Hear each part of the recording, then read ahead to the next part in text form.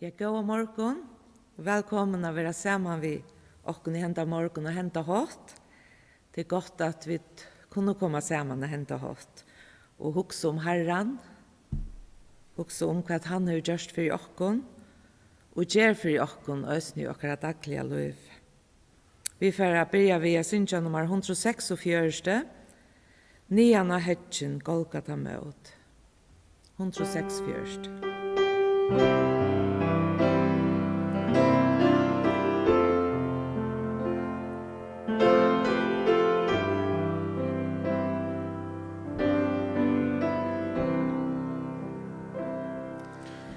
Nian av hetjen Golgata mot, Jekaren Jesus, fått fire folk, fått av fyllt unglig, ei under der varar synder, vider og frår. Lorsnare døre, frelsare kærlighet, og hennom eia, mot toma kandil. Luande bardor, slien og sarglor, el sorg ut ardor, døy fire møy. Tilgjev dem feir, empty or han, alt mean blåe, fra honom rann. Bær fire taimon, som tro på han. Kvar utan Jesus, elska så kan. Lorsnare døre, frelsare kærlighet, og hennom eia, mot toma kandil. Luande bardor, slien og sarglor, el sorg ut ardor, døy fire møy. Nu te elske, frelsare vår, vilant og synja, lovsång til tøy. Lokmaltur tøyum, heima skal tå, runga et samfell, fagna var ljó. Lorsnare døre, frelsare kærlighet, og hennom eia, mot toma kandil. Luande bardor, slien og sarglor, el sorg ut ardor, døy fire møy. Nå hører vi Roland til skåren.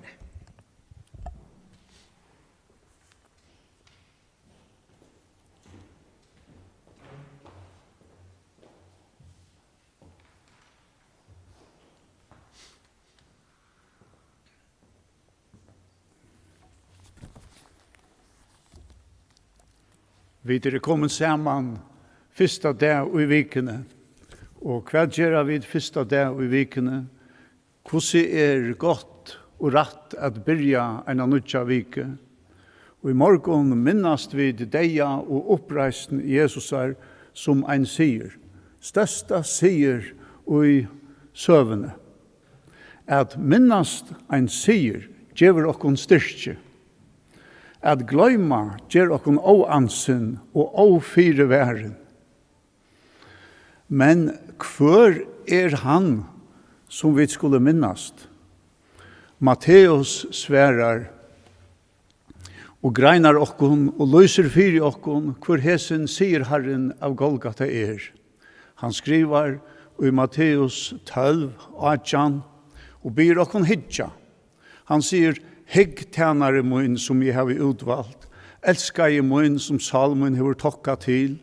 Jeg skal leta anda mun komme iver han, og han skal kunngjøre heidningen og ratt. Han skal ikke træta og ikke råpa, og ungen skal høre mal hans herre av gøten. Han skal ikke såre et brottna røre, og ikke sletje et rugande skære, inntil han hører først ratten fram til sier. Til navn hans herre skulle hedninganer sitta vån søyna. Han sier hikk, til grøying og at sudja hin krossfesta. Vi sudja, sier Matteus, han nødjon, så vita vi visse at han for at vinna av atlare årettvise vi kvarjon, vi søynare nøye og søynare rattvise, som at han rattvise gjør hin årettvise, som kommer til krossen. Og så sier han eisene at tar han jo først ratten fram til sier, så gjør han noen ødlån en av vågen, som vinner, sier av ønskapet, synd og deia. Vi vera fer etter fer mynt av at minnast og ikke gløyma i skriftene. David, han yrker og synker, lova Herranon, salmoen, og gløym ikke atlar velgjør hansar. Og sånner hansar salmo helder av og sier, sånner moen, gløym ikke ta og i lære til, lad hjertet ut gøyma på moene. Og så sier han framhaldande, kjeip visdom, kjeip vid, gløym ikke, og vøyg ikke fra åren munns. Og i hesson døvun røyna vid at minnast hverst anna og hjelpa hverjun øron, men onker kan kjenne seg glømdan eins og jobb. Jobb kjente seg glømdan ein affær, og han malber seg såleis, nastingar munner halda seg borster, og tei og jeg kjente vel hava glømt meg. Moses minner Israels folk av at hava i hoa, ta et her våre leiter, ta et her våre leit ut ur trelehusen. Og han sier at det en vidger og i måter hukmåe. Han sier at vi skulle minnast for at hjertet tutt, sier han, ikke være hukmået, så du gløymer Herran god tøyn som ledde til ut av Egyptaland ur trelehusen. Tar myntest utferina og varvette seg som tjå og i ølder. Og Isaias, han setter pritjen over for å få okkom at minnast, at hovast vid gløyma, så ein som aldri gløymer sunnebøten. Og til Herren, og tog sier Isaias, man kvinna gløyma brøstabaden sutt, så hon miskunnar ikkje lusfrukt søyne. Og så vær at her kunde gløymt, gløym jeg ikkje til. Og enta apostelen, og i Nudja testamentet, og i Hebreabrevn 6:12 sier at God ikkje rattvisur, så han skulle glømte verktykkara og kærleikan ut i det var vust navn i hansara. Vi tar at det var tant og tjena hinnom heiløve. At minnast vidger og i måter åansne, og i måter tepe, og i måter nyorleie. Det vidger for at sikra og til vidger for inn i sikrande vågnene. Lad dere lese de årene som Herren Jesus mynte læresveinene av. Stått Arnan for, han sier i Matteus 26, medan her nå åte tog Jesus brei, signa jo breita, gav læresveinen til å sige, tætje, ete, heter likamut. Så tog han kærlik, takka jeg, gav taimon han og sige, dretje atler av honom. Så heter blåmut, sattmala blåve og uthelt vere fyrir mång til syndafyrirgjeving. Og jeg sier tikkun, at for hese stund skal jeg ikke atter drekke av hesen avvøkste vintresins, inntil tann det jeg drekke han nudjan, vittikon, og i rujtje feiersmunds. Ta jeg tar nu hadde sunnje låsangen, for tar ut til oljefjall. Vi er så takksom for hese år herrans. Let okkon minnast han, og let okkon takka og i bøn. Heila er god og feir. Vi lovprysat her for siren av Golgata. Vi takkat her at hovast vid gløyma hever du ikkje gløymt okkon. Vi takkat her at sirtun av Golgata gjever okkon vogn og sier og lusmåd. Vi minnas tarboar Josef ur Arimathea og Nikodemus. Josef var bensjen inntil han sa kvann tydning tøyn deg av Golgata kross i heie. Tøy var han læresveiner i London. Nikodemus var bensjen og kom til tøyn herre av nottartøy. Men tøy tar sove og fætave kvann tydning deg tøyn av Golgata heie. Ta finket der nytt mål og derve at tryna fram i allmänna rummen og koma til Pilatus og be han om likham tøyt herre at gjøre det. Vi takkat her at så lesna som tog gavs taimon mål og derve, gjør to okkon mål og derve. Nå be jeg vid innelige fire myndelikon landsens. Vi be jeg fire okkara følge av landet og sjekve. Vi ber særstegliga fyrir taimon som sjuk og veik og eldre og lojande. Veit to ødlun, tøyna styrkje og tøyna grøying, og statt taimon vi heila av anda tøynon. Vi ber og Jesu navne. Amen.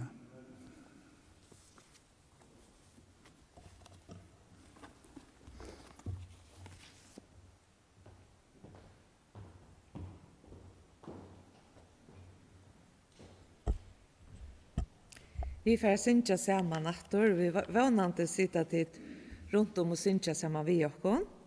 Vi får taka 2 kår. Da fyrre God heimen elskaje, han gav sin egna son. Nummer 42, vi taka da 2 fyrir jöknon. Og så gjerne synja vi kåre, tøyna durtu offraje, ta du komst av hattene, og av hånden ut du skapte, vars du sartur. Til nummer 138, det er sin jeg å øyne for i kjøkkenet.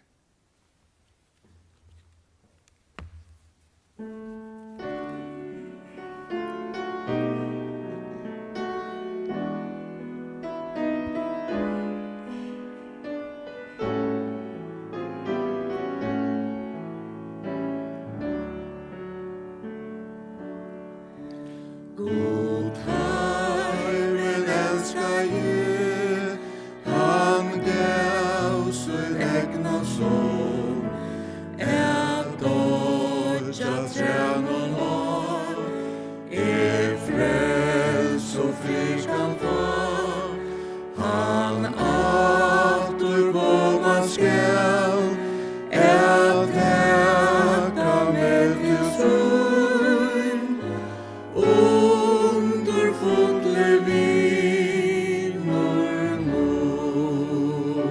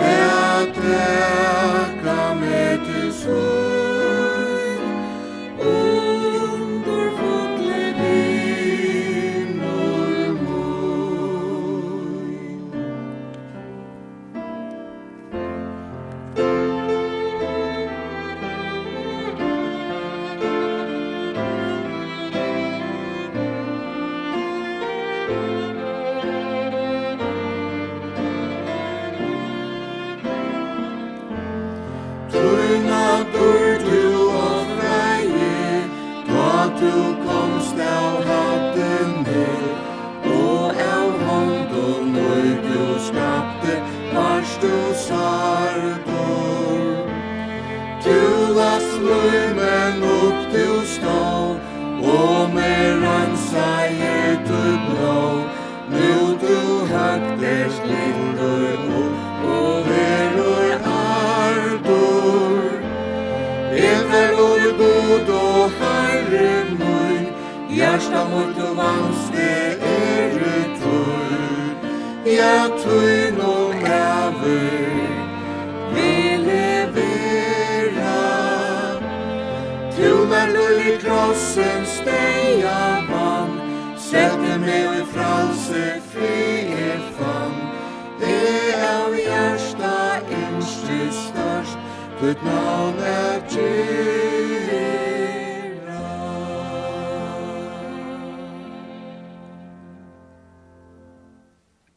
Nu har vi Svenning av loft.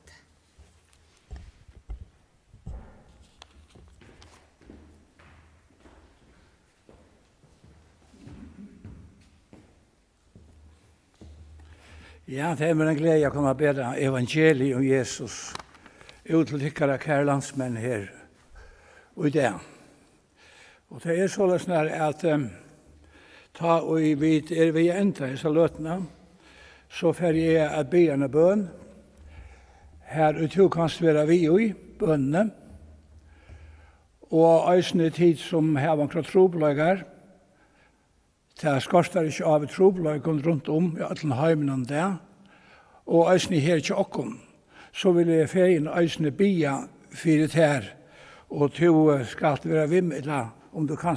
Og vil være vi i bønne, så vil jeg bia en bønn til Herren for det her. Og jeg vet at har du har sett jeg lusta, eller her som du erste lustar, så det at hele anden drevet det til at høyra hette her livande året, og i hessen døven som så troblar. Så en halv sant til tikkene som heima, og som da blir for sjåmann nokkara, og den som annars i utlandet. Godt å kunne tale til tikkere bøgnløys, hette sikna jeg, og gåa evangelium om Jesus Kristus. Det stendt skriva i Guds året heter at her som tvei eller troi sauna i saman. Så i som koronatøyen her setter dere marsk på tutsjo, men Herren setter ikke noe marsk, han ønsker ikke kan ønske bia, men han sier her som tveiler tror jeg her jeg midt og i middelen tørra. Så til sitter kanskje tror ute kring førjere til og ærestanen, Herren midt i middelen tykkere. Minneslig til. Have til kjenslene, og have til vissene at Herren tjatikon sambar sitt egna døyra bare år. Jeg har en bådskap fra god til tøyen her i det. Til tøyen som kanskje er likamlige og sinneslige og antallige hever omkring troblager, så vil jeg feien tale et signande år til tøyen fra årene. Jeg husker om det som vi leser om i Salme 91, som høsker så vel til støven, og i det kan man sige. Og øyne et lyfte fra henne livende god. Jeg skal bare lese det opp, og Arne leser den teksten opp som ferdig å tale om her i det. Bare heter skal jeg lese i Salme 91, hver skriver stender, «Tann og sitter i løvtins haksta, og bor i skugga hens alvalda. Sier vi Herren, sjølmøtt, borgmøyn, godmøyn, som løyti, hva ikke var sikna, og døyrabert, jeg gjør det til mot indesår, et år i Salme 31, hva det stender, jeg løyti til Herren, jeg sier to godmøyn, og det året har fyllt meg til hendan dagen i det, og tog kan det stande her, og det vi fotlare visso, og ber en bådskap om at Herren verdur at løyda av. Så stender vi her at Salme 91, tog han bjergar her og snerre fuglamansens, undan hinne øyande peste, vi fjøren syn og skuiler han her, under vangen hansara finner du løyvd, trofest i hansara skjöldur og vernd. Høyre viner. Du skal ikke øttast notta raslanar og i pøylene flyr dagen, og i pestena, og i snøyder seg i myskrenon, og i søttena, og i øyer middagen. For ikke var sikkert godt at øya hadde her sikkert året. Jeg får nå å lese teksten som vi får tåset av det, her i Johannes evangelium, kapittel 20. Og i kapittel 20. Og sikkert år, og Roland nevner just nå vi heter at enda første dagen i vikene, og til det som vi får å nevne. Etter opprøsende kapittel. Kvinner kom til grøvene, og der så Herren, og der grøtte fra at de ser Jesus. Og så førte til lærersveinene, og tar var torstrykner, tar tro ikke som bådskapen. Og så stender om lærersveinene. Og nå leser jeg fra 19. vers, 1920. Da i kvölde var kommet, henda fyrsta dagen i vikene, og dittnar var stångtar, her som lærersveinene våre, av øtta fire jødonen, kom Jesus. Kom Jesus, og stod mitt i middelen torra og sier, frigjør være vi tikkun. Ta i han hette jeg sagt, vusti han ta i mån hendur søgnar. Og søgnar. Ta vår lærersvannene gleder, ta i ta sjå Herren. Og det det som ikke du skal søtja Jesus. Nå svart om det, men glem alt om det, søtja Herren, Jesus Kristus. Han som vil komme til døgn her som to nå. Han vil komme til døgn og i hesere løt. Alle Guds hus i førjon stångt i det. Jeg har angang tog og i munne lenga løyve oppleva neka luknande av. Hva det eneste Guds hus stångt her til okkom. Og jeg husker om et her som stender og i Amos profetet, der stender at mennesker skulle fra løyta etter året Guds. Og de skulle ikke finne det. Det hjelper ikke nøkken å fære inn i noe Guds hus i det. Det stångt. Men Gud har lov. Vi tar i hendene møvleggen, som vi har i det, å bære hendene bådskapen ut om akkurat Guds hus, ut om landet, ut om alle heimene der, hentan bådskapen om Jesus Kristus som kom at løyde etter tog fortapta og frelsa til. Det stender i øren 5 tisar brev tog at av syste døven skulle komme torfører tøyer. Ja, det torfører tøyer i det. Henta 17 som vi hava, som fer og legger og gjerlegger så å si alt. Virkelig rundt om allan knøtten. Og en av skjønnelige futjende kommet inn i middelen okkara. Og høysen i okkara land. Men til en større futjende. Og til synden. Hun den største futjenden. Hesen futjenden kan gjørlegge okkur likamlig her og folk. Men synden kan gjørlegge okkur for tøyer og for atlar æver. Men Jesus løsnen. Jesus frier okkara. Det var signa og godt at kunne bære hendan bådskapen ut om Jesus Kristus. Og her står det første som jeg vil nevne her, det at ta og i kvölde var komme. Vinner, kanskje at i kvöld kom ut hun løp. Du merker kanskje at lustkvölde vi å komme til her. Du lever et lengt liv, og du kjenner at nå kvölde vi å komme. Dæveren vi at atna og til øttast, men øttast ikke. Øttast ikke, sier Herren. Du i hinn veldig i Israel. Herren Jesus kan brøyta alt det under løyve. Han kan gjøre kvöldet til en alljøsam dag. Hesa løte medan vi stande her, medan vi her, og medan vi sammen. Det ganske kvalt, og jeg for hentan heim. Vi vet det ikke, men ut der færre avholdt ting fram, som jeg ikke kan minnes heller for fram, da jeg var omgårdsmadrung. Så min istøve avgjørst, at heimeren ut der kommet et kvalten. Og ta i kvaltet kommer, sier Jesus, natten kommer, ta kan ønsken arbeide. Han sier, gengje medan det her var ljøs, og han sier, det ljøs løfsens. Kanskje ut under løyve, kanskje som det nu tja okkon, hver landet man seta inn, og andre land, og i milliarda og billiarda tale av kronen, fire at hjelpa dem som fortjarlige ytla fire, ta kvaldar fortjarlige øsne.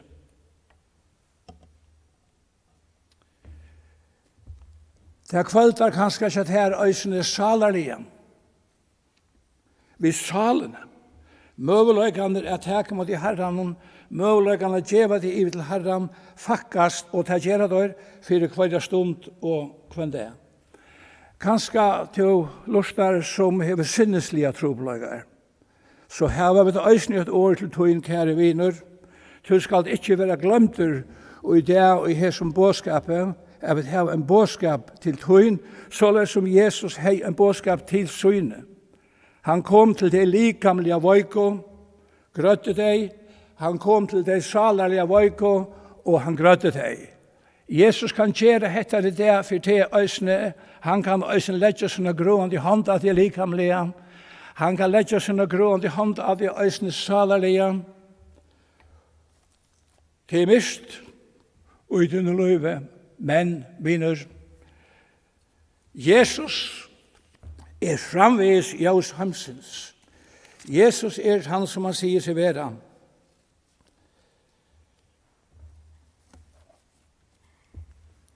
Det var med av Sinsendorf Grøyve som kom fram vi en stedende hver og i en målninger hver en vetje.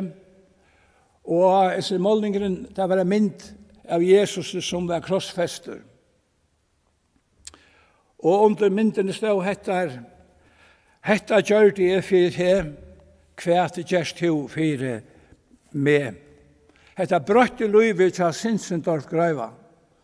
Han ble en av tøymon mætast, kan man sige, herren Huttaren som hever livet. Han gav sitt løyve til herren til han sa hva Jesus gjørst for han.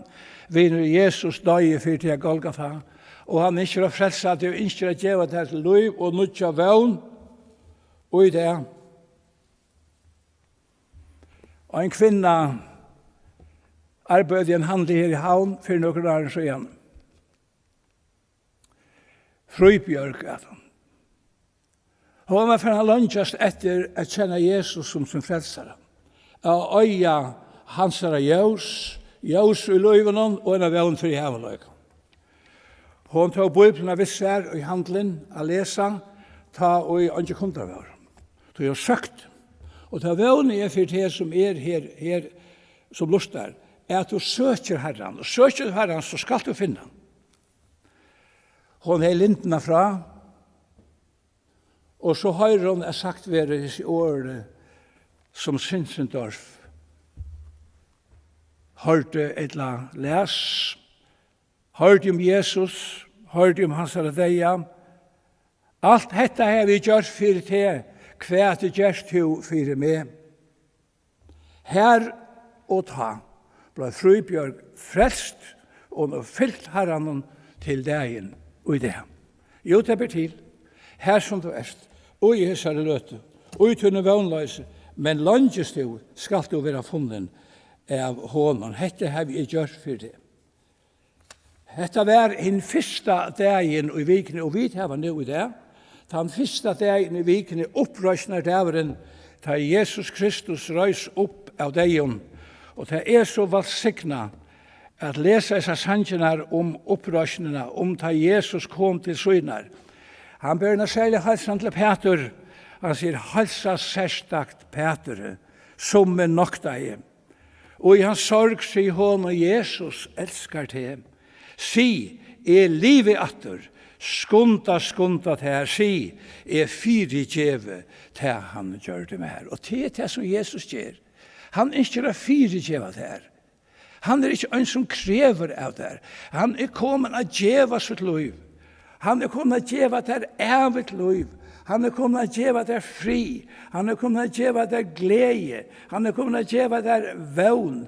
Og en omsorgen i hesen liv som ingen annar kan gjeva der. Nek gjeva omsorgen nu i hesen døven. Men ingen som Jesus vi synner i omsorgen. Tøy vil jeg si, kom til Jesus og i det. Det dyrabart å være sikna, og i hver manna brøste, her som Jesus kommer fram et, her hender nekka underfullt og dyrabart. Og en av akkurat listamannen, han Sjakko Glerfoss, skriver som unger flere sanger. Og en dag, da han bor i havn, så ringte han og spurte om han kunne komme ned og gått til åkken av Lutsenstrøm. Soltøy 4. Jo, han kom ned. Og det var en god løte av han Sjakko her. Han hei gittaren vi, og han begynte å synge. Han lærte åkken en sang den dagen, som stod ut i gamle bøkene. Gudsvars sangbøk, han ikke ute nødtjå. Men han sier, han lastan fra en mann som kallar Herbert Larsson, en prætkommer som var her i Kvidestund samkomne for mange år siden. Han vet ikke hjemme til Sjakko Glerfoss og i Migladal. Han Sjakko var smadranker til han, og han lærte sangen, og han sang sangen for okken. Og det dette som alltid var så godt. Han Sjakko var så glad over hentan dagen. Han sier, og sangen hesen, «Ta liver ein sanger og et underfullt læ, som søtje mer djupt og i mot sinn, som fytler mot hjärsta, gjer jausan min det, tog en himmel kommen her inne.» Ikke det bare. Himmelen kan komme inn i okken. Jesus lever. Han døye, men han lever og i det. Da så du inni her av øtta. Det var øtte. Da var du inne fangslet. Vi ikke fangslet i følgen der. Kan man si at det flest og anker sitter kanskje avbyrder. Men vi sitter alle medlemmene i fangslet i det. Nå kommer jeg har vært i Danmark og i holder en annan måned. Så vil vi være sammen ved sånne okkara og døtren hans her. Vi var sammen, men vi kunne ikke teke om hver annan. Det virker så fremmant. Det virker bøynøys ønt. Ta i til fjord til våre vitja av okkon. Ta i til fjord, så tar de atter i bilen og av sted. Og Marne sånne okkara, han sier meg at han har. Jeg tar i hendan her, hendan her døtteren Barbara, være ved fra okkon, da for å gråta. Og for å gråta at hun ikke kunne teka om ommasøyna og abbasøyn og sige farvel. Jesus bryter alla koronabyrgingar. Han kan komma til til nu i hesare løte, og han kan omfevna til vise noen karlagsarme, og han vil det. Og han vil komme inn til tøyen, og i det. Åpenberingen tror jeg sier, hikk stande for døren og bench. Og om han går etter opp vittner, skal jeg fære inn til hans herre og halta kvalmåltid ved honom. Til å si det kanskje avbyrde nå, vegna korona, vegna sjuko. Jesus vil komme inn til tøyen. Han vil fevna det visen en karlaga. Han vil teka om det. Han teker ikke nekka fra det. Han djevur. Og djevur, som en sanger sier, at det bare at han djevur til tøyen. Fyre ønsk, treidalest. Hverjen til einaste øyne til ønsken som byggven, eller kan man sige, egna til det her, at han elskar alt sammen. Jeg husker om en søv om det var en prester som ville fære inn til denne konen, og lukka henne.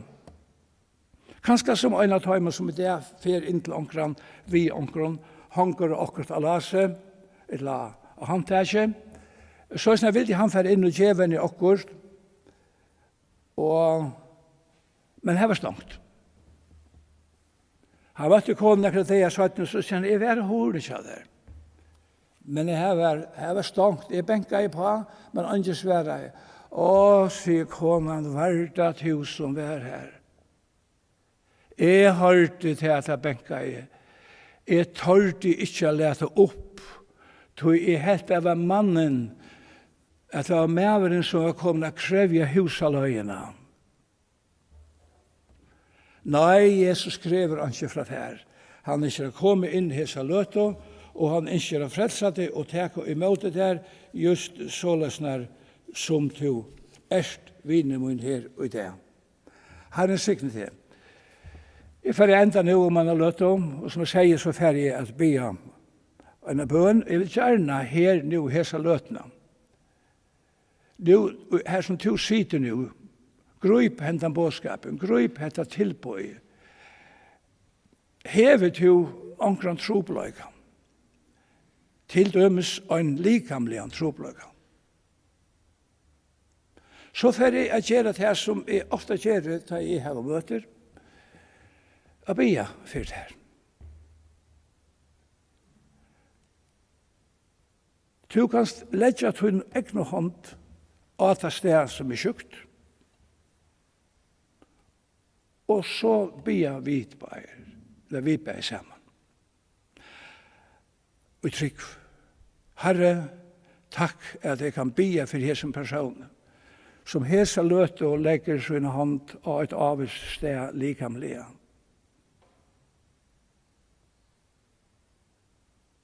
Jeg bid om å komme her som personen er. Etter tog nøyle jeg vilja og nøye, god og frelsere, som to herre og tog noe visdom, sart best å gjøre, og vi bia herre, om grøying, om hjelp, og Jesu navn. Så også jeg om det som har tropløyger antallet. Du sier, hei, er bare 8 her som 2 øyer. Jeg er og finnes det for ønsk, og jeg er ikke det for ønsk. Og du kan du hese løte og teke imot Jesus som du er frelsere. Anfalt, vi er bia en bøn sammen med meg. Du er ikke frelster av så sier en bøn, men du er frelster av trygg. Da du gjør det, at du bia sammen med meg, så er det tog at du hjertet har trygg, og moren uttaler det, så hjertet er fullt av. Men gjør det øynens, om du har høylen hjertet, vil gjøre det iver og i hese bøn nå. Jeg blir jo i setningen. Du tykker opp at det er etter meg, og i setningen. Høyla er god og feir. Jeg takkje til her 4.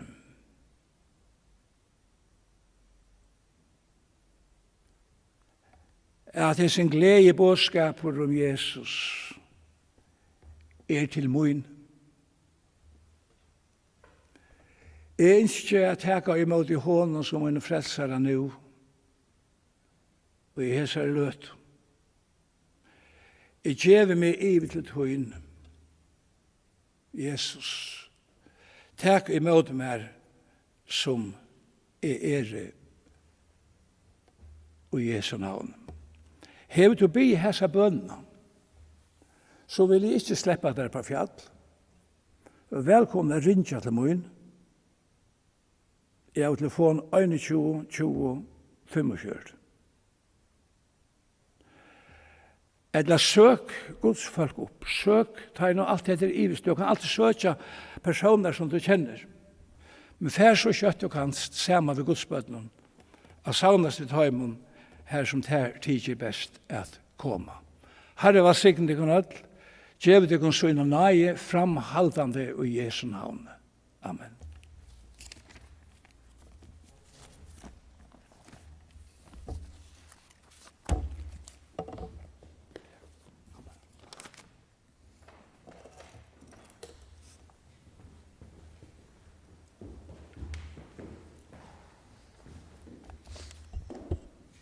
Takk for Svenning. Vi får høre Johannes og Otto Trås spela et le, og til sangren nummer 234, jeg skal lese første verset. Og sal du møtles og byra, ei ljøs du av nottene ser. Det ljøst, best du hikker av Jesus, og lov du i iverflå fær. Vi får altså synge inn med det spela tverfer nile, i vent ut eia Jesus, til nummer 234.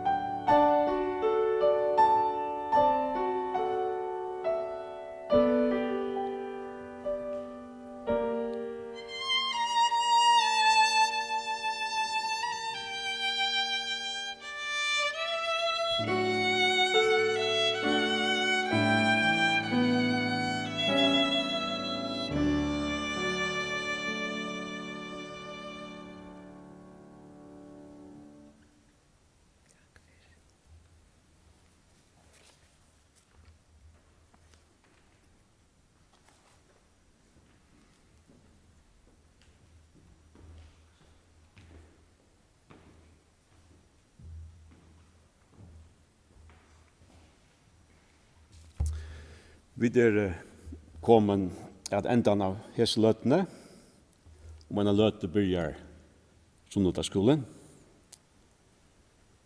Vi ønsker ødlån herrens fri, enda dagen og kommande dager.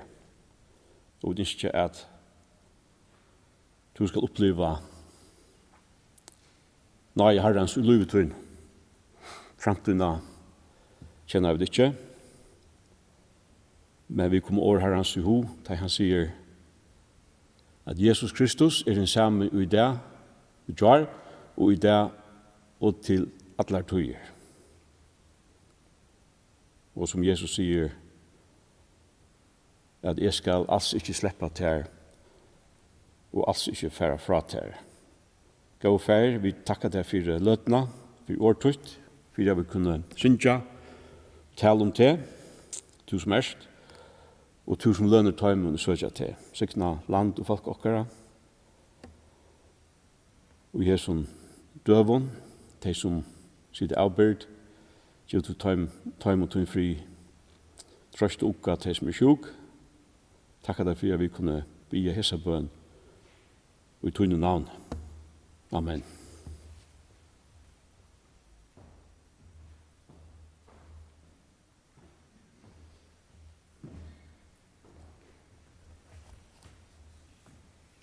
Vi tackar för att det har lyft av i hända morgon.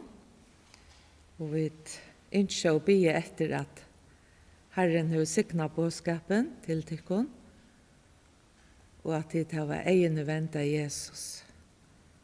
Og at de som ennå ikke har gjort det, venter seg til hans herre. Vi får enda ved synja nummer 812. Nummer 812. Tu kjemur Jesus til mun inn.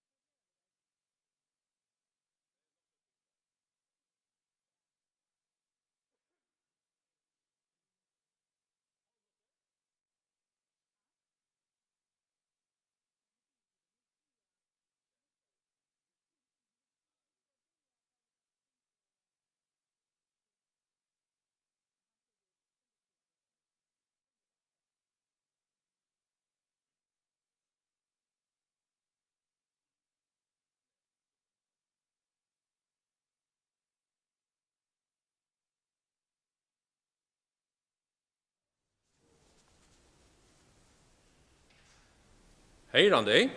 God morgon, Heine. Det er deilig å sitte det. Lykke matta. Vanligvis så vi mega nekver. Ja. Men jeg råkner vi at ødelbøttene de sitter lyka spent heima og hitja etter okkur nå, Ja, som da vi pleier å være ny under i sal. akkurat. Jeg er jo for minst lyka spent. Altså, vi saknar ødelbøttene, men jeg gitt at jeg også så hitje etter oss. Skal vi si god morgon? Hei! God morgon! Hei, hei! Ja, vi må bare blunda og fyrstitt lokken at saleren her er fotler av bøttene. Det er jo deilig å vite at jeg her og lusta og synes jeg sammen vi også. Jeg har langt sånn jeg etter bøttene. Også bare vi pleier å synge sammen ordentlig kraftigt og godt, og bøttene er så spent, synes vi. Man ser det slett ikke. Nei. Men hva skal jeg ha gjort? Jeg har fyllt vi i sundagsskolen. Tar vi Hanna og Gabriella og Monica har sunget, og sammen med Kara. Og det blir så godt. Jeg hadde det vært simpelthen så godt. Og hva skal jeg har gjort? Ja. Inni av YouTube, inni av evangeliska rødden, hvis man skriver til, så kan man finne sundagsskolen inni her. Jeg har faktisk hukt dette om at Det er ordentlig smart. Nå vi ikke kunne være sammen på samme måte. Jeg vet. Så går vi færre inn på internettet og finne bare sundagsskoler og sanger og annet. Og fyller vi være sammen. Ja. Ja? Selv om vi ikke kunne være sammen, så er vi sammen i frastøv. Og apropos, hvor er det vi ikke kunne være sammen? Det er korona. Og hva skal jeg vi? Jeg har hørt en mann, Bjarni og Stei, kjenner du han? Ja, jeg kjenner faktisk rettelig. Jeg så ikke han nesten kunde. Nei. Jo. Alvar, ja? Arbeider sammen med honom. Ja, nok skoler. Han hever også... Ja, og hva skal jeg ha der? Spritt. Det er et som han har fortalt dere, det er man skal utenfor vaske hendene øl og nekv. Og her har man en video av som man vasker hender fra dem som er til sjukhusen, som man gjør. Og hvis man ikke har det, så kan man spritta. Randi, kan du spritta eisne? Ja. Ja. For jeg var med. Så. Så det er viktig at man kører det alle sen, ja. Og man må glemme ofte tunnene her, ja. Så det er Tunnene? liksom så her. Og så er mittelfingrene, så les her. Og så er det neklene. Det skulle nok som så er her, her vi. Hva så det? Har du prøvd å gjøre det hjemme, bøttene? Det er også viktig at Ja, varska, det er så godt. Tar man lasser det, så er det mega kjøtt. Ja. Ja. Jeg halte er klare nå. Yes. Og nå har vi dreina henter. Yes. Ja? Ja. Skal vi fra Sintja? Ja, kom. Jeg er så spent der. Og det første som vi fra Sintja, det er sangren om Jonas. Lusta nå så vel om Jonas og en kveld. Ta må vi reise oss opp. Ja, og bøttene, minst da reiser dere opp her hjemme. Til sida kanskje nå, i sofene, jeg har teppi og atikon, ordentlig hukka atikon vi morgen med at i ødel møvelion, men nå må du oppa standa, og vi er klar at gjøre tekn sammen med mer rand.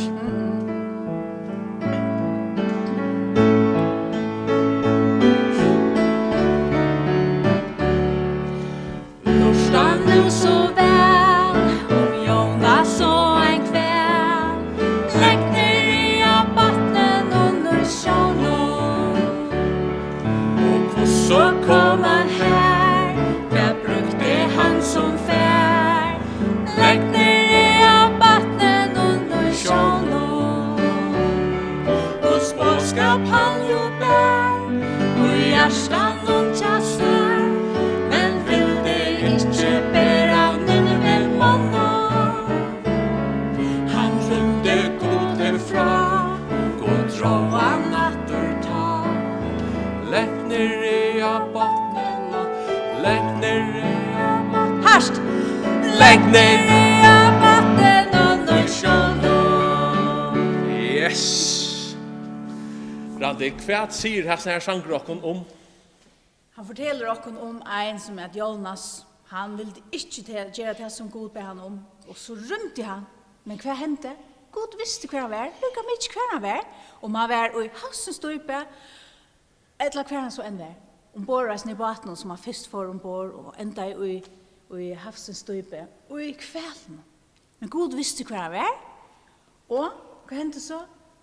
Gud dro han etter. Og Jonas han gjør det som Gud ber han om. Det er god til nemlig å be Jonas för att fortälja några folk om en boskap som God hej till dig. Och God, och Jonas han vill särskilt göra det. Men så han rundt undan Gode, men God han fann han. God vet allt du kvar vid er. Ja. Så han fann han, og Jonas får til Nineve, og fortalte dem om hva det God har sier vidt deg, og det bjerget i folk noen i Nineve. Ja. Så det godt å lusta etter det som God har sier vi oss. Ja. Vi klar til å føre sinja den neste sangen det? Ja. Det jeg. Hva ser? Og Jeg er så smartere skifter her. vi får synja Jubebrei. Ja, tjup og brei. Han blir vid att synja på ipsa matar, ja? Ja. Kan bara så som vi plear, tjup och brei, och vi gör teck till, och så gör vi något stor teck, och så gör vi ett lydel teck till, och så läs. Och du tänker vi att någon på sjur, eller År. ett år. Ja. Ja. Ska vi först synja som vi Vanligt. plear, Ja. vanligt, och så ta ett år ur. Du ska bara välja år. Ja. Vi får synja vanlig først, og så medan vi synja, så får jeg at hukse om hva for et år vi takker ur. Okej. Ja. Fint.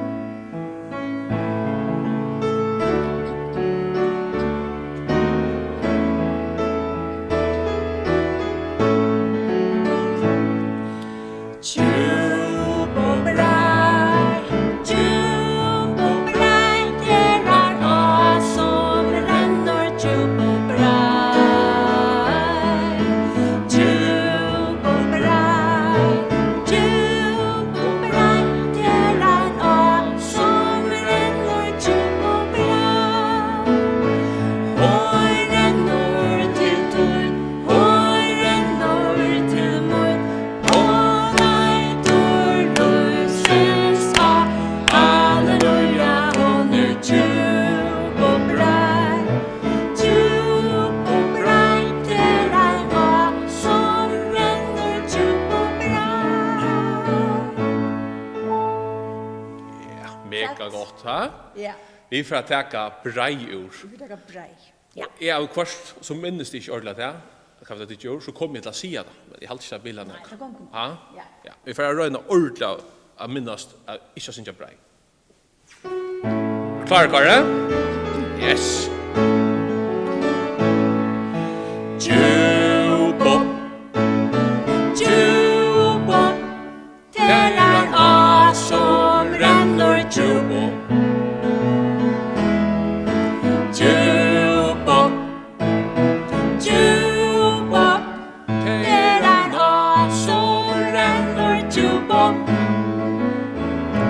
Og renner til tord, og renner til mord, og leitur lysens hav.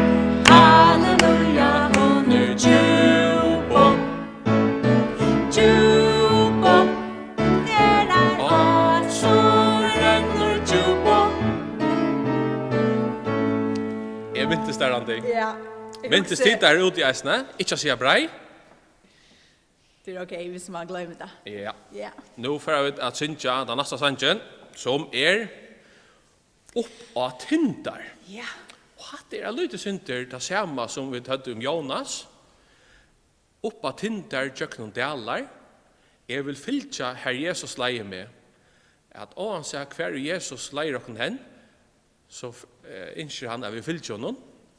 Og hvis vi tok om noen som i ferien ur Førjun, at vi har tro på Imsasannes, i Grønland, Italia, og Danmark, og Papua Nukunia, og Imsasannes i Afrika, så de ferien her på en for å fortelle øren folk om Jesus, og tog at de innskjer at være kallen og løyen som de har funnet fra Gud. Ja. Så vi får synge denne sangen opp av tindar, tjøkken og daler. Og her skal vi gjøre tekn til, da. Yes! Ja.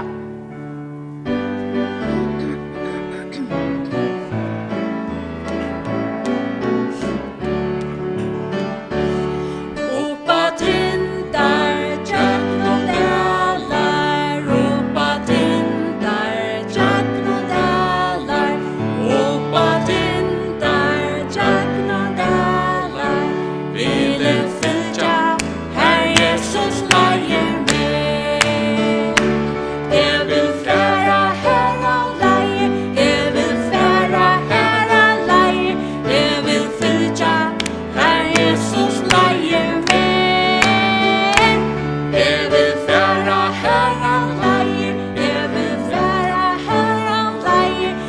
vil fylja, her Jesus leier meg.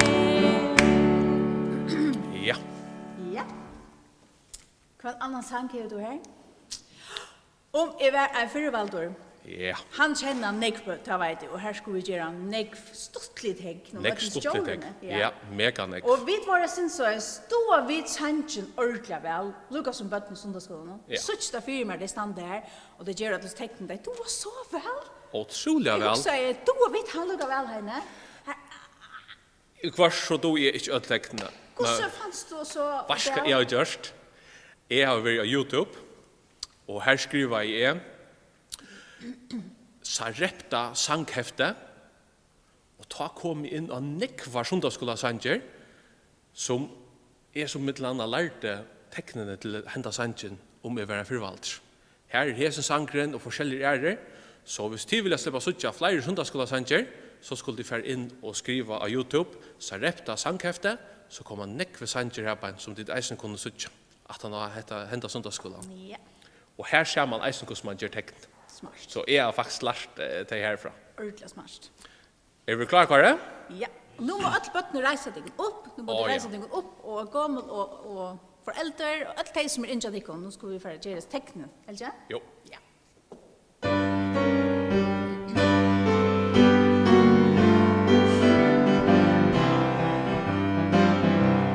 Om jeg var en fyrvaldur, så vekker og så livfavor.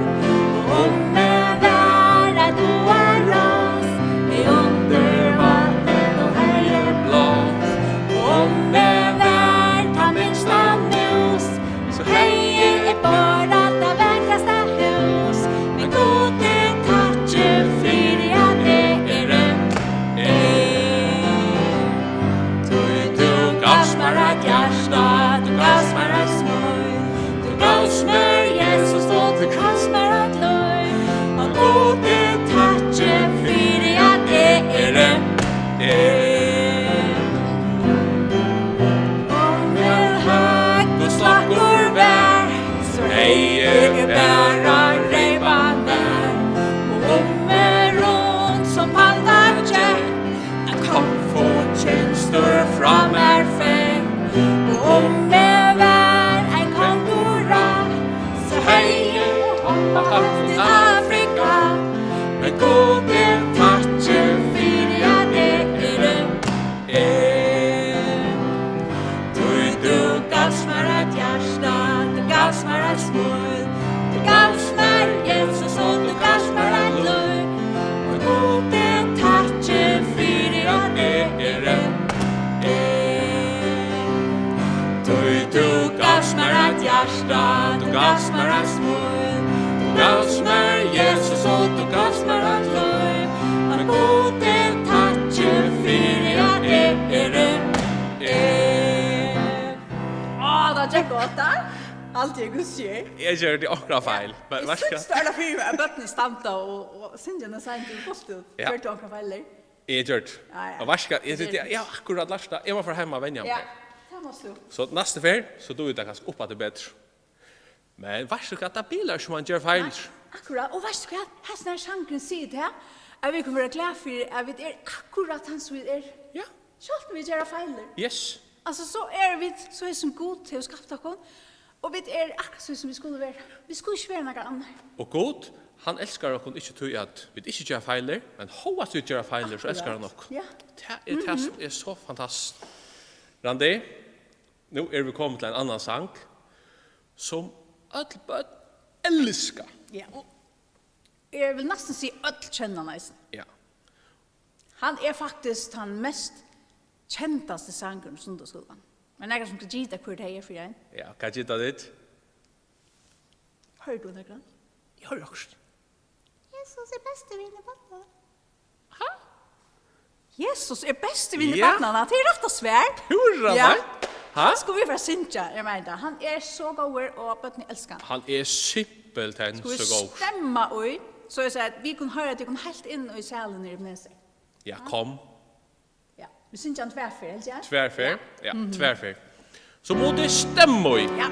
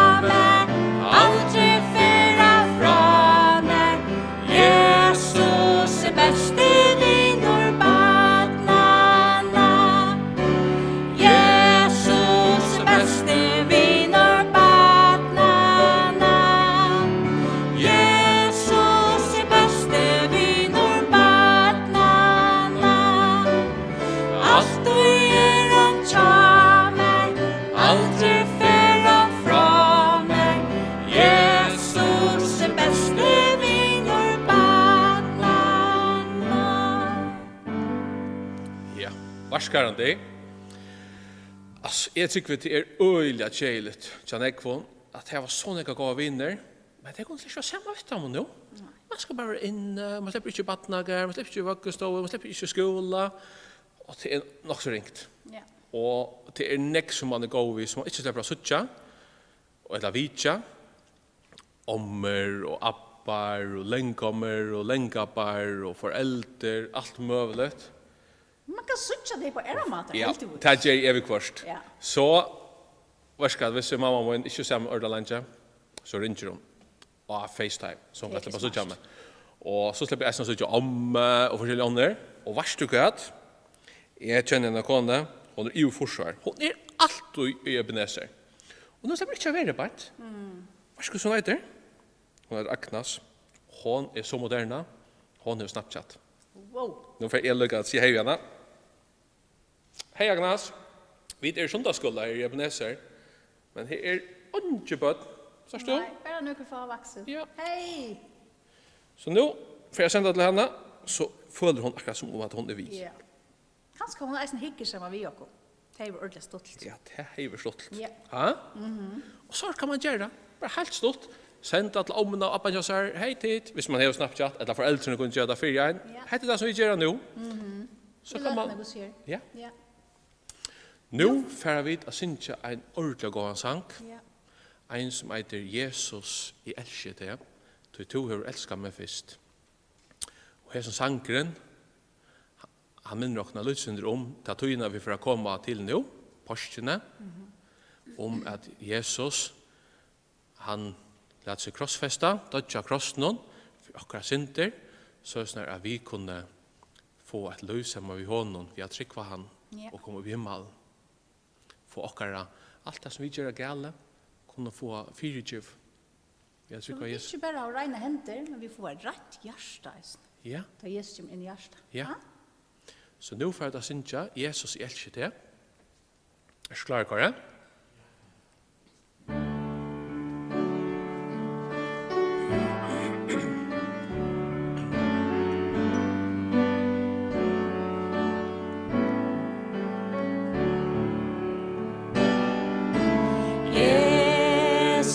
Jesus elsker deg, du er vår elskar meg fyrst. Alt det som heimuren rumar, kan ei som han ber oss vid deg.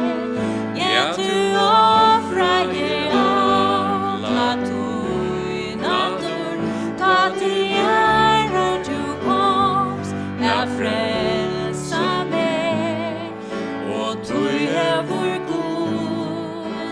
Hevja til du jævla roa skal.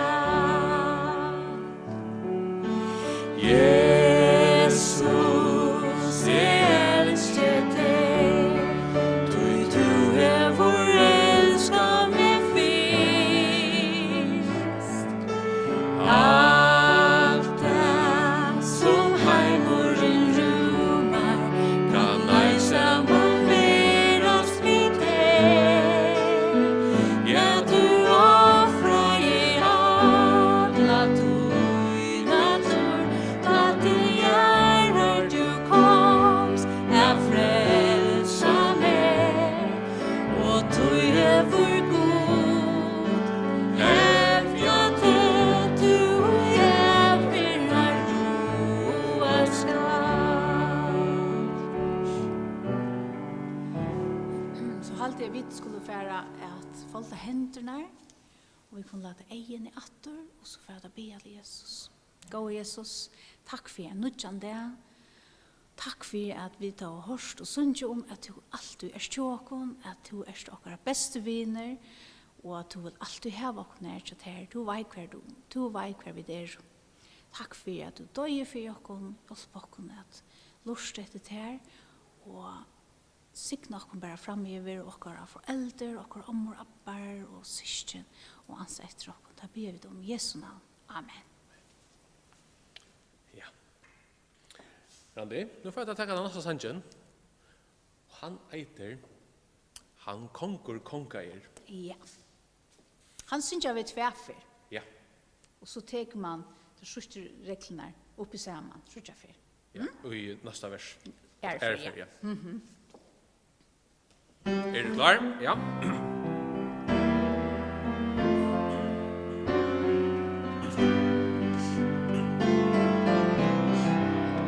Han kongur kongar, han herre herre, han heter Jesus, Jesus, Jesus, Jesus, ja, han kongur han kongur kongar,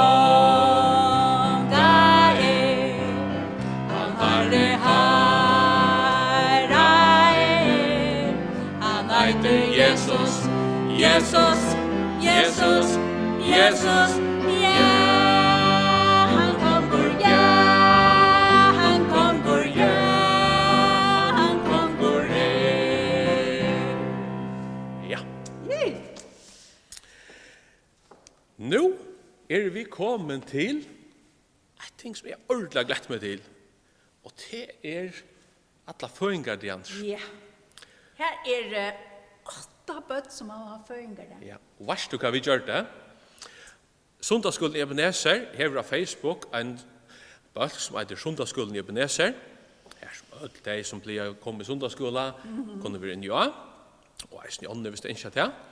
Og her har de som skriver til søyn, skriver inn og her beint, at de har føringar der, og hvordan det er bliven, så er det sånn at vi kunne minnes deg i det, i sundagsskolen, sammen vi tikkene her hjemme. Og selv om det ikke her hjemme, Randi, når i heben sammen vi okkon, så halte jeg vi skulle minnes deg. De pleier å få en sånn her pakka, Ja. eller en liten gaver fra sundagsskolen, men det får vi ikke gjøre bare nå. Nei. Så vi vet ena för få vanliga omstøver atter, og de for atter kunne komme til sammen vi okkon i sundagsskolen i Ebenezer, så skulle de komme og få til en gavelot. Og hvis vi får hitja opp på skjermen nå, hvor vi har hatt føringar der, så kunne de suttje her på at her det 8 bøtten som har hatt føringar der. Rasmus, han blevet 8 år. Olva Loin, hon blevet 6 år. Anna blevet 3 år. Lia blevet 3 år. Esther blevet 3 år. William blevet 3 år. Noah blevet 3 år. Og Roger blevet 3 år. Så her det 6 bøtten som blevet 3 år. Helt og alle mamma der har vært av fødedelten i sen. Det er vel muligt. Ja, altså, Altså, jeg ser fitte bøttene, altså. ja.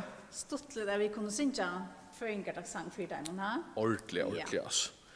Så tid her hjemme, tid som har føringar der, alltid til kun godt reise at du kun opp nå og standa ordentlig fitt og stolt av tid har føringar der. Ja. Og mye av et ødelig ånder for å synge at lukke for deg. Ja.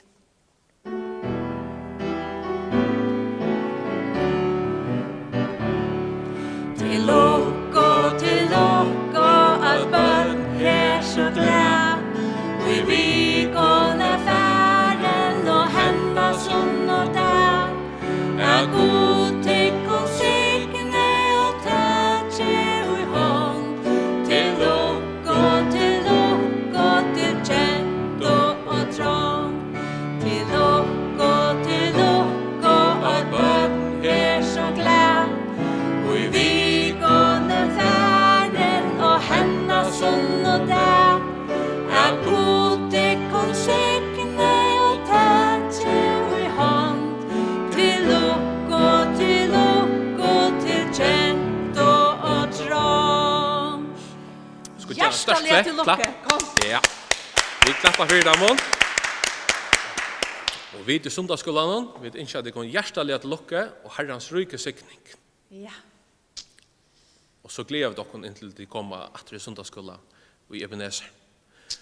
Nå får vi da teka en annan kjentan sang, Ja.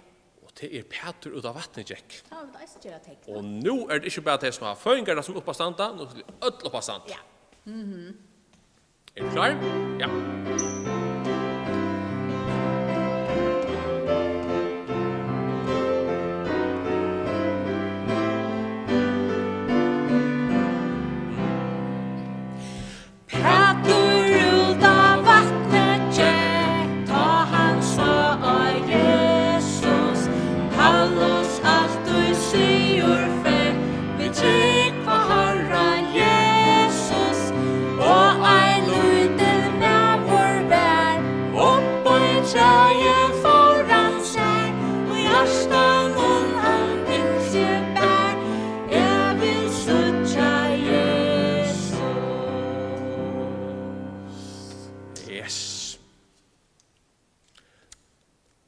færa vi da synja iver om hav.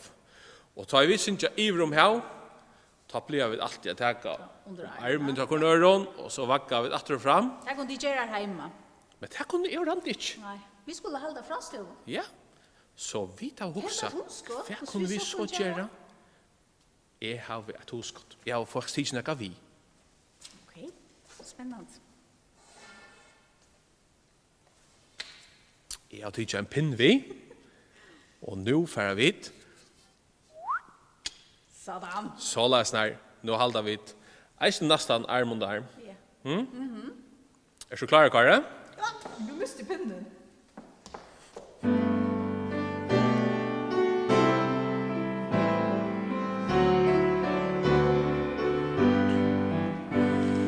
Iver om hav, Jesus fører meg iver om hav, iver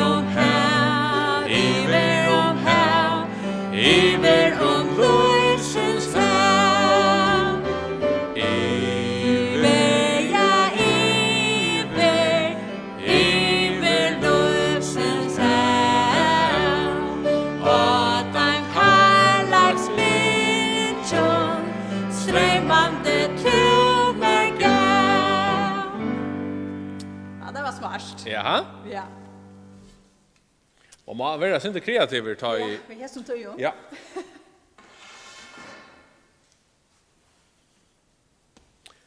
Randi? Vi tar en sang efter. Ja. Tøyna dør til offreie. Ta du komst av hattene. Ja. Og vi gjør året over til Melna, som skal ha en søve for dere. Ja.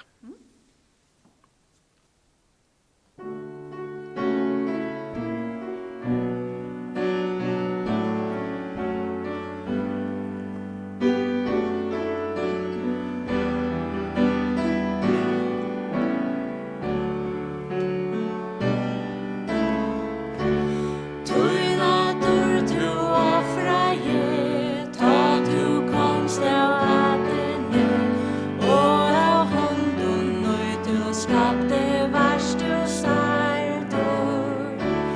Du las lumen opp du stå, og med rensa tut blå, nu du høgt slittur opp og verur ardur. Jeg kan lov i god og herre mor, hjärsta mot og vannste det tøy. Ja, tøy noen ville vera. Under lov i krossen steg av vann, sette meg fralse frie fann.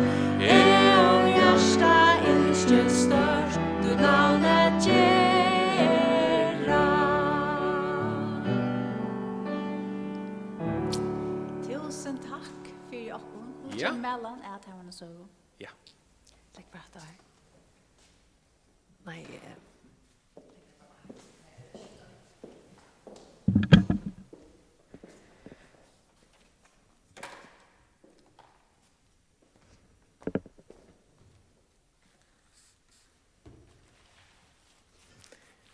hei, så sprytta vi lukket til her.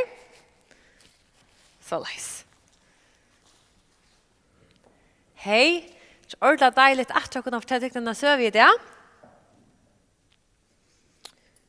Stegga! Stegga, la vera! Hvor var det som røpte? Og hvor røpte jeg denne personen? La dere være å kanna hvor det var som røpte og hvor det ble røpt. Og i Bibelen her leser vi om tvær menn som en affær fåre til en by som er Filippi. De kom til byen og der får et bønarmøte. Og her var det sammen vi forskjellige følge, med til en annen kone som er Lydia. Og øren folkene her som tror av Jesus kom de sammen til nå skulle de føre av bønarmøte.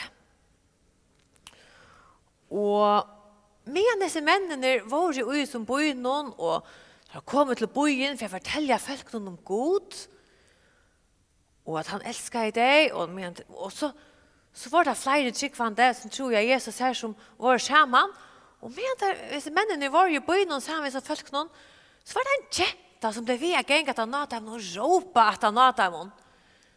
Så tjänar mynten här hon blev via ropa efter dem. Och detta hände faktiskt och i flera dagar den här jentan jag går upp det. Hände en jenta. Hon där ständer i Bibeln att den har en spådomsanda och så här.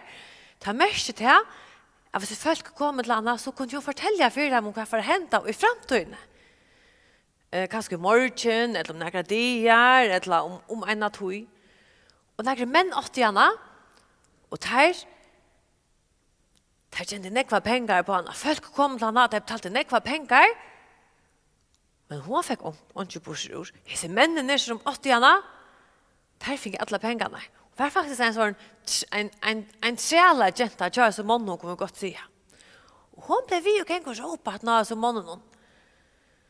Och det var faktiskt också synd i henne till att hon gjorde faktiskt släcka som hon ville göra. Men hon kunde släcka låta vara vid att göra det som hon gjorde. Så att när flera dagar så tyckte den ene märven så jävla synd i henne. Så han säger och Jesu navne fær ut ur jentene. Säger sig märven vi antan så vär jentene. Och vet du vad? Så kött. Så ser det god för det att anten, sin spatans anden var ur sig jentene och hon blev helt vanlig. Nu kunde hon inte återföra att fortälja att spåa för folk vad för hända i framtiden. Alla de männen som åt gärna var glädjer, de var inte glädjer. De var lika glädjer om hesa jentene. Nu också det bara, vi fick ju så några pengar på ursäkterna och nu kan hon släcka långt fortälja folk vad för hända där framtid. Så nu får vi onka pengar för ägarna. Det var lika glädjer att jäntan var sett frals och att den heter bättre. Och att hon nu faktiskt själv kunde bestämma för att hon valde att göra. Så dessa männen som åtgarna, där tog hesa på männen som kom i bojen, tog där under armarna och så får det drassande vi som mannen och kökna så här skittne stöv och till götnar i Filippi. Och folk såg ju det här. Och det blev mega förviden och det fick gänga att han nå. Så jag då mynt någon här att det gänga att han nå. Och så på männen eller hese männen som de åtta gentarna för drassande inte som göt någon vi som bara mannen till där så bestämma i byn. Hese männen vänta allt det hette och som på innan. Tar lär och kunna prata lånar. Vad skulle vi göra? Kör där fångsel. Det var nystöva. Det är männen som bestämmer i byn bestämmer i det att hese på männen som hade sist för att spata om anden för urgenterna där skulle ju fångsel. Och där männen som skulle ju fångsel det heter Paulus och Silas. Och de älskar ju God. Och de var kommit till Filippi att fortälja för färsen om God. Och att God älskar dig. Och han har sett Jesus att dödja för dig. Men hvor skulle de och i fångsel? De hade ju inte gärligt gjort. De var snägre brottsmän. De var tro på det. Hvor halda tid om du är god? Han leder tjejligt ting hända för folk som älskar han. Det är en god spurning, det kunne kanskje også om han løte. Men selv om god og du leder kjærligt henta i akkurat livet, så god gover. Og god, han vet akkurat hva han gjør. Hese bare mennene Paulus og Silas, de var setter i fångsel. Och fängavaktaren som skulle hålla vakt i demon, han är finna vidare till att du ska ansa mega väl efter demon. Det är inte lyckligt vi tar släppa läs. Så han sätter där i det innersta fängarummet och han lägger där fast där om armarna och om fötterna. Så där fick släcka flott sig och så smäckar han fångststitt när åter och stångt. Och här såg det där. Det var på en måte sint. Så det er som vi sier, Janne, der hadde ikke gale gjørst. Der var sett i fengahus av årøtten, der hadde ikke gjørst. Men selv om det så til her, så visste det her at god, som vi sier i Johanne, at god, han god. God, han visste hva det var, og han har en atlan vid heimen. Og så er det eisene i okkara løyve, selv om vi anker du kan oppleve okkurst som sindre året vist, eller kjeiligt, vi skiljer kanskje ikke alt som hender rundt om okkon, så god, han god, og god, han vet hva vi og han har en atlan vid okkara løyve. Paulus og Silas, der så de her i fengehusen, og det var faktisk bølamist. Jeg vet ikke når jeg har prøvet det, at det bølamist, kanskje ikke da man slett ikke gjør det da man får sjong, men da man så har vært i myskene og denne løte, så blir man faktisk å vende seg vidt, og så ser man sutt et lyd sint. Og det var akkurat det samme som hendte til Paulus og Silas. Der vant seg vid myskere, og i cellene, eller i fengehusen her, som der så det, og som der ble jeg sutt, jeg synte bedre, så det at det som der så, det var ikke noe som det man domte. Det var faktisk ordentlig kjeiligt. Det lukta i mega ytla. Inni fengarummen. Her var grau skite. Her var fuktigt. Og her var det floer og forskjellige andre kryp som var inni her. Det var forferdelig omstøvs. Og så det faktisk at disse fengarne som så til her, det var atler, ensamadler, og det var nok så ytla vifferne. Sommer av dem var ganske skjutjer. Og der så det på en, men der så det her, til at der hadde oppe på jeg sitte fra fengelset, der hadde gjort noe skjall. Men Paulus og Silas var ordentlig kjetter av å sitte hos mennene som hadde det så ringt. Eisne tog at her visste til at God, han god, God elskar øll mennesker. Eisne til som har gjort sinte gale, eller det som har gjort ordentlig nekv gale. God sendte eisne Jesus at dødja fyrt hei, da visste det da. At Jesus, han var eisne deir for disse mennene som der sådde og i fengehuset sammen vi.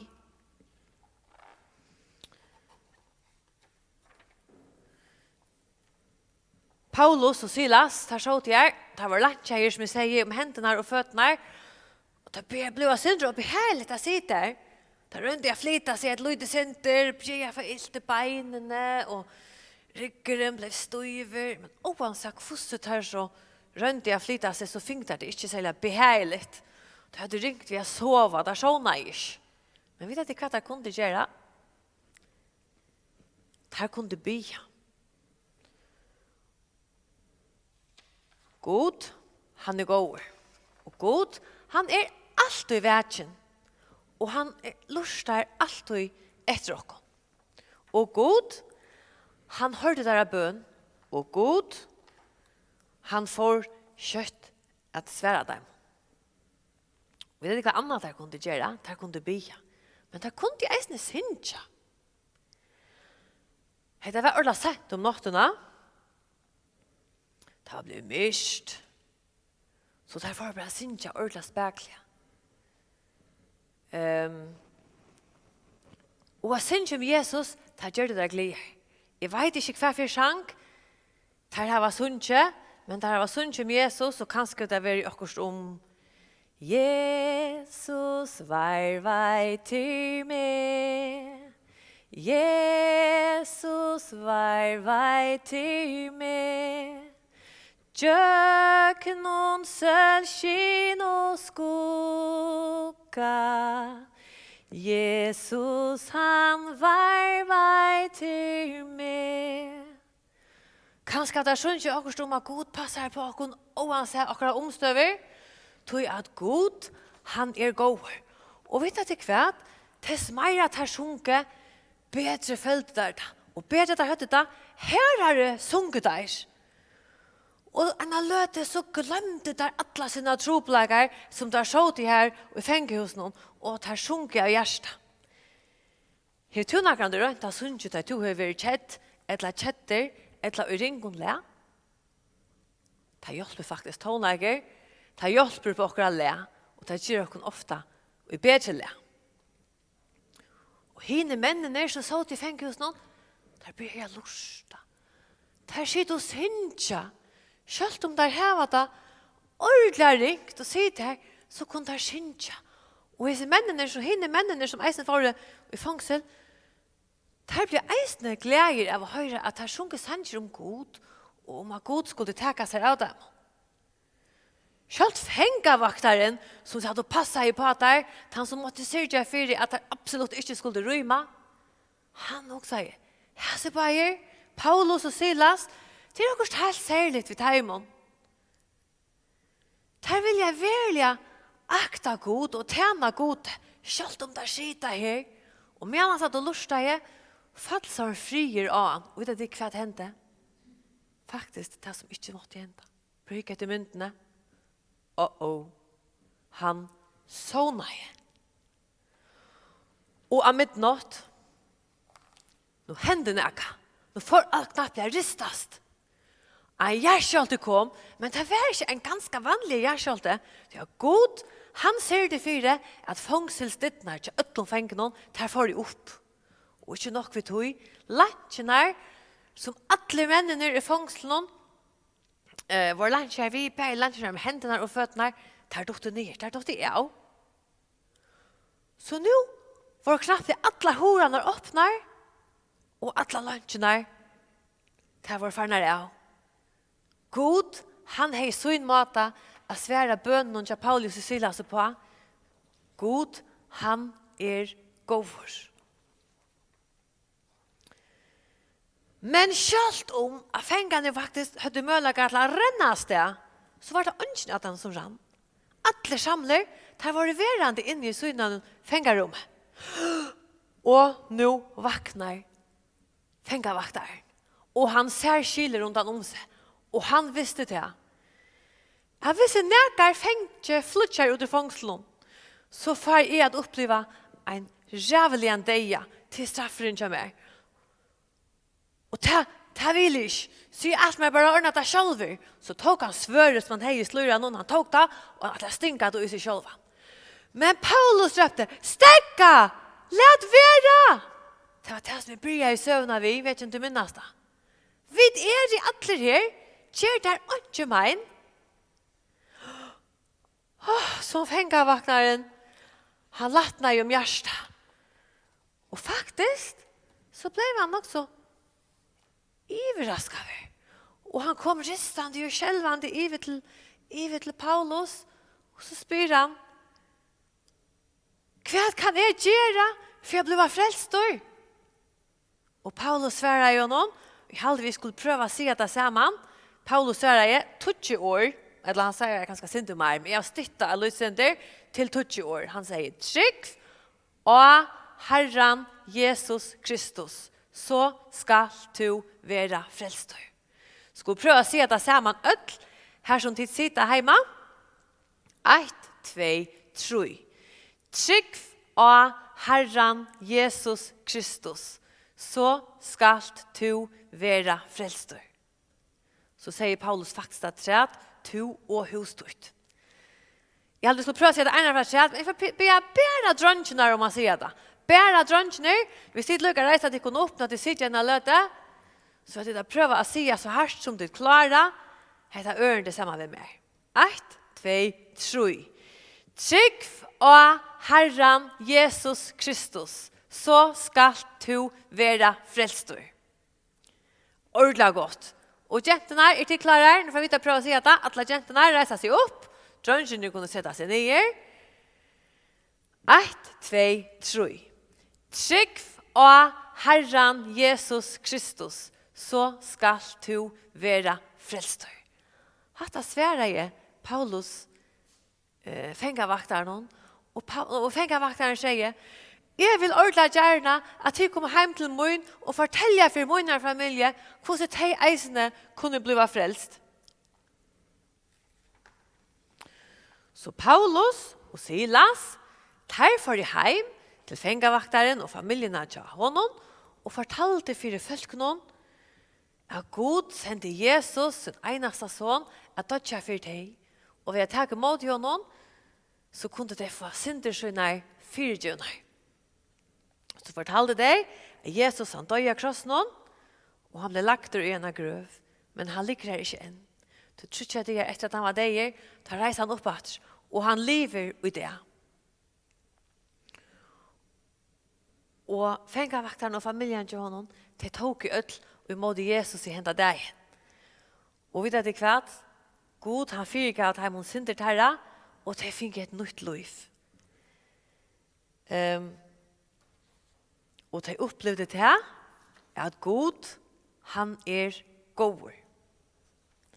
Så for fengavakteren, sammen med Paulus og Silas om han ånda, og han lovar dem noe som at vaska seg synder her som når det sitter så fast om beinen i armene, så slopp det lukka som at vaska seg om handlinne og om føttene, så det skulle hjelpe et løyt synder. Og så, som suttja myndene, så får de heim til familien til fengavakteren og fikk en god måltid sammen. Til medan Paulus og Silas hadde vært nere ved ånda og vaska seg, så var familien til fengavakteren foran vi, og til ødel hadde lært seg døypa. Så nå var det for en heimater, og fikk en god måltid sammen, og de var så glede. De hadde opplevd en sånn fri og sånn liv som de omgang de hadde opplevd fri. Nå plötsligt det ikke stora langer, eller å være bensjen, til at jeg visste til at God, han god, og han givet dem en sånn fri i liv, noen som de ikke hadde opplevd før. Og det er den samme frien som vi kunne oppleve. Da vi takker i måte Jesus og be han komme over Herre i okkara liv, så vil han eisen gjøre okkene fri i okkara liv, som ingen annar kan gjøre okkene, og ingen annar kan gjøre okkene. Og da visste jeg eisen til at God, han god, og det som selvfølgelig visste, til at ena fyr, så skulle vi alt, som har tid mot Jesus, være sammen ved God til atter i himmelen. Så eisen da Paulus og Silas skulle føre steg atter, så det kanskje ikke atter i Jesu liv noen, men en dag, hjemme i himmelen, så skulle det atter være sammen med Paulus og Silas. Men, nå var det åren det ble gjøst, atter, så måtte fengavakteren færa vi atter, Paulus og Silas og kortar inn atter i fångselrommet. Hvor halda det at fengavakteren måtte færa vitt ham, medan det var mist, medan det stadigvæk var mist, Arne ble løst. Ja, så at det ikke var så lagt å suttja, så at det som bestemmer i boinen, som faktisk hadde korsar fångsel, ikke skulle suttja til at det var ferdig ut ur fångselen. Så der snøkte Paulus og Silas innatter i fenghuset, halda det at det tømte jeg for innatter i fångsel? Ja, det tømte der vel. Nå visste der hvor der først han tog var enda i fångselen. Hvor god har løft av affær fångsel. Det er ikke god var kjelig. Det er til god.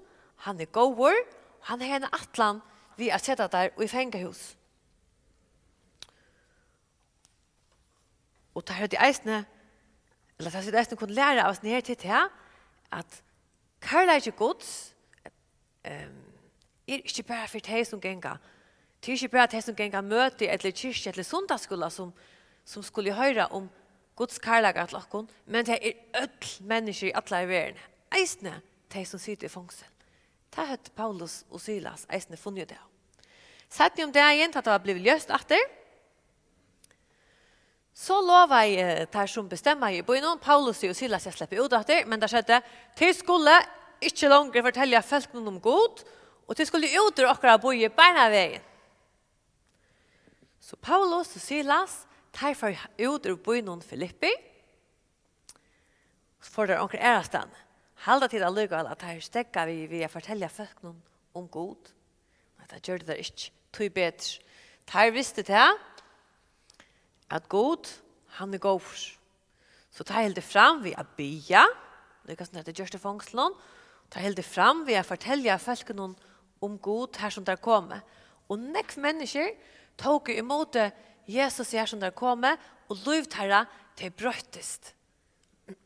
Og tog bedre blev det vi å fortelle folk om god, og det første som hørte der, for jeg fortelle øren mennesker om god, og hese menneskene for å oppfatte å fortelle øren mennesker om god, og de får opp at fortelle øren mennesker om god, som eisen gjør, jeg vet det, jeg vet eisen har hørt om god, at god, han god, at han elskar okkon ødel, og at han sender Jesus at dødja for okkon, så han elskar okkon ødel.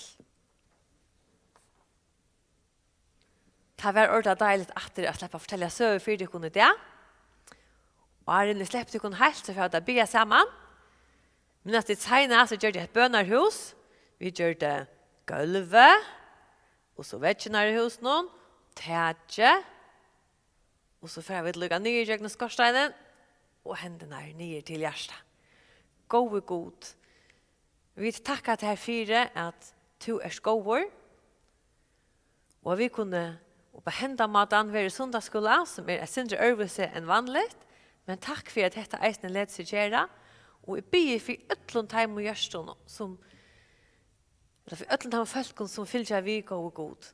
At du er vidt hjemme og i det og i vikene, at du anser vel etter dem og at du sørst til dere gode god.